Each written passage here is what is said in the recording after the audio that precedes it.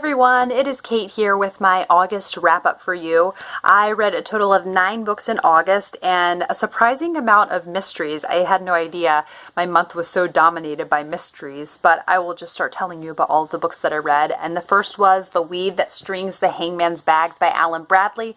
This is the second in the Flavia DeLuce series. I started this a couple months back on Overdrive as an audiobook and just really had trouble getting into it, and then it expired and yada yada yada.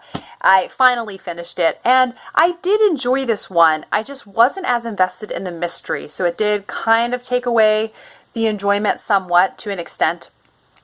And this is just more adventures with Flavia. There is a traveling man and woman who kind of have a sort of sideshow, and they bring it to the town of Bishop's Lacey, and the man ends up being accidentally killed during a show, and so Flavia investigates the case. And so for some reason I just wasn't as invested in that. I don't know why, and so it did take away from my enjoyment a little bit, but I still really love Flavia and her family, and there's lots of humor in it, so I'm definitely going to continue on with the series. So I think this was a 3-star read for me, so I liked it. It just didn't feel invested in the actual mystery. So definitely excited though to read the next ones, because hopefully I will like the mystery in that one more. The next one that I finished, which was, oh my goodness, probably my favorite mystery of the month, and that was Well Schooled in Murder by Elizabeth George. This is the third in the Inspector Lynley mysteries, and these are such amazing literary hard-boiled mysteries about Inspector Lynley and his assistant Barbara Havers. And this is a very sad one where a little boy has gone missing and then he's found murdered, and they have to figure out who did this. And it's very interesting because Inspector Lynley, the boy is murdered. He has been attending an all-boys, or he had been attending a boarding school, and he has to go back into this world that he grew up in. And then Inspector Havers, Barbara Havers, she's just kind of very cynical about the whole thing because she grew up very working class and she sees a lot of the hypocrisy that can be there. So it's interesting because you can see both of their blind spots when it comes to a case like this. And of course, there's lots of their personal lives. You're hearing about them, some really heartbreaking things. And like I said in my favorite books video, I do really feel as emotionally engaged with these as I do with like a Jane Austen. There's something about the characters of Lynley and Barbara Havers, and then the other side characters in their lives I feel just as invested in. Simon St. James and Helen and Deborah, and these are just all people that I feel like I really want to know what's going to happen to them. I really hope the best for them, and so this was definitely a 4-star read. I think I love this series so much, and I can't wait to read the 4th one. I'm not sure when Kate and I have it scheduled, but very soon. Then the next one that I read was called The Awakening of Miss Prim, and I started The Beauty of Darkness by Mary E. Pearson. This is the 3rd and final in the Remnant Chronicles trilogy, and I was so excited for it. I had ordered it from the library. I was the first in line to get it, and I ended up DNFing it. It just had me so bogged down, and I just kind of wanted to plow through it, and I kept finding myself feeling like I needed to do other things, and then just like, do I even like reading? Like, what's wrong with me? Why can't I sit down and read this? And so finally I was like, forget this, like, just DNF it. So then I started The Awakening of Miss Prim, and I was very excited because I was really drawn there's 3 parts. For the first 2 parts, I was super into it. It's a book for book lovers. It takes place in a small town in Latin America. You don't know what country. San Ireneo is the city. Maybe that's Argentina. And this woman comes to the town, and she's very like prim and proper, hence Miss Prim, and she comes to teach a group of children who live in this house, and everything's chaotic, and the man who runs the house is just really argumentative, and they fight all the time, but they have respect for each other, and there's lots of talk about like food and cozy things. And so for the first 2 parts I was super into it, and I zoomed through it no problem. And then it got to the 3rd part, and it was very anticlimactic, and I was just tired of it, and I seriously considered DNFing it. So by the end, I was just very underwhelmed by it. It just guaranteed and promised a lot in the first 2 parts, and then the last part was just underwhelming, and it had a very ambiguous ending, which I do not like. I know some people like, but I'm not about that. So 2 stars for The Awakening of Miss Prim. The next one I read was such a fun buddy read with Joce from Squibbles Reads, Elena from Elena Reads Books, Stephanie from That's What She Read, Kate from the novel Nomad, and Katie from Life Between Words.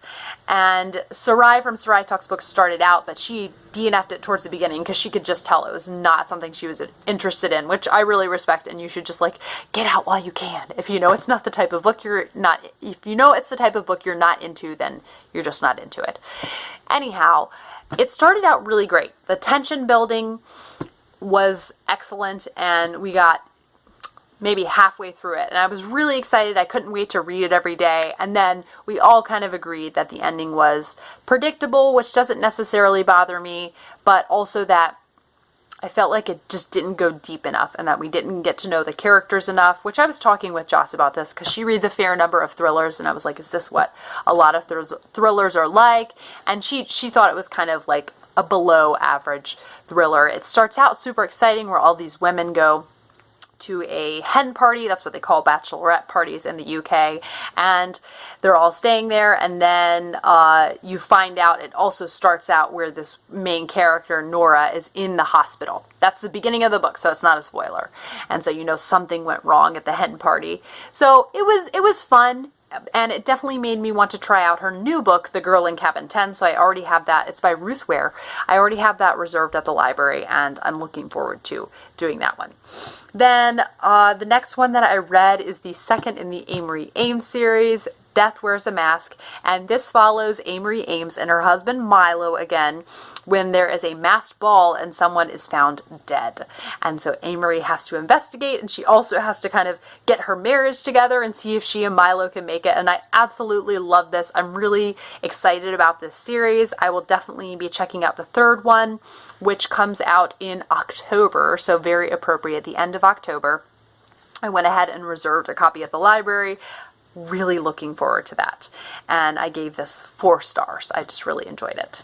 The next one that I read was Maisie Dobbs, and this is by Jacqueline Winspear. This is another series that I have been wanting to try, a mystery series about the main character of Maisie Dobbs, who you find out in this first book that I did as a buddy read with Amanda from Amanda Center and Acacia Ives. You find out in this first book that Maisie Dobbs grew up in a very like underprivileged circumstances, and she was a lady's maid, and then the people who she was working for kind of saw the potential in her and then had her educated and had her, you know, really kind of made into a lady in society, sort of. And she's kind of staggering between these 2 groups. Anyhow, then you get to see her be a nurse as she volunteers on the front line, and then she starts her own detective agency. So this was a very atypical mystery for me in that the mystery was about 1/3 of it, and then Maisie's life before that, kind of giving her history, was about 2/3 of the book. But I totally got what Jacqueline Winspear was doing. She wanted you to know about this character and have a really rich understanding of her and her life before she had started a detective agency, and I really enjoyed this. I'm really excited about the series, and I just like the character of Maisie, and this is one that it does kind of cross the line between cozy and between hard-boiled, and it does it really well. Another one that is like that is Flavia de Luce, and there are very few that I found that do that well. Like when I tried the Full Dark Tower, that one, I did not like it. I didn't think it pulled it off well. It was not my type of mystery, but Maisie Dobbs is one that I did really enjoy. And I did the audiobook, which was excellent. And I looked on Overdrive, and my library has like all of the other ones in the series on the audiobook. So as always, finding a new detective series to love is really exciting because you have all the rest of the books in the series to like. And so I'll definitely be checking that out. It's a new favorite series for me. Really looking forward to reading more in that series.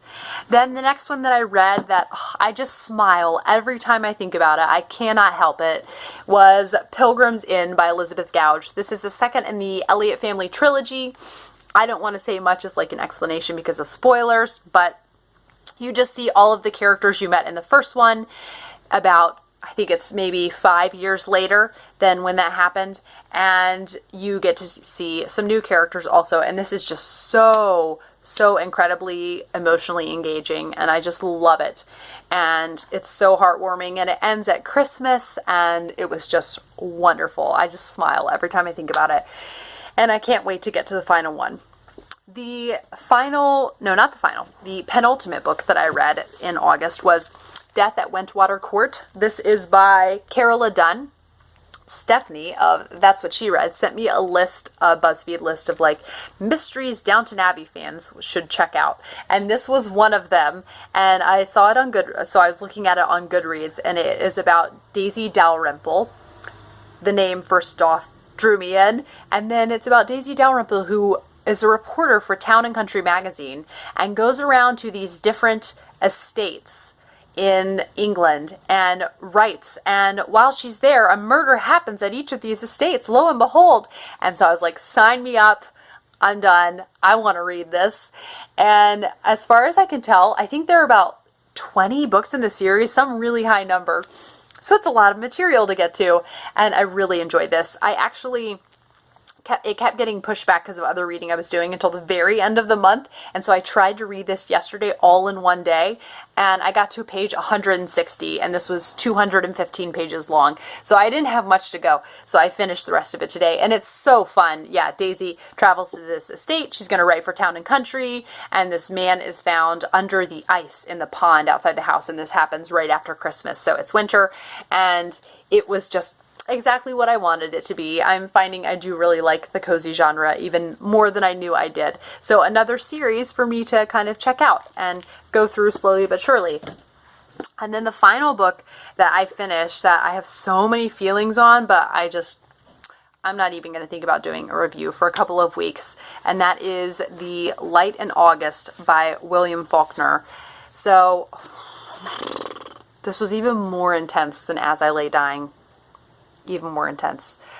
It started out as a buddy read with Stephanie from That's What She Read and Whitney from All the Shelves. They were the ladies that I read As I Lay Dying with, and it was just so intense. None of us were doing the 2 chapters a day. We started out doing that, but we all kind of slowed down, and we just went through it very slowly. I think Stephanie ended up not finishing it because she wasn't enjoying it. It was very different than As I Lay Dying, and much more intense, and I just kind of feel like weeping after finishing this. This is the story of Joe Christmas, a biracial, possibly, we're not even sure if he's biracial, but anyhow, man who's kind of just had a really hard life because of that. He doesn't know where to fit in. He just has a really hard life, but there's a really tumultuous event that happens when this story starts out, and so a really crazy event. Of course, all of these passages that I underlined in this, so many beautiful passages, and it just makes me want to read more Faulkner, but I need time to like process this before I start another one. It was really great, but really intense and really heartbreaking. And yeah, I'll be thinking about Joe Christmas for months and months to come, and he will stay with me for a long time after this. This was a really intense book, but very excellent. And that's why I read, is for books to stick with me and to be experiences to be had. I hope you guys enjoyed my August wrap-up. I will see you guys for another video soon.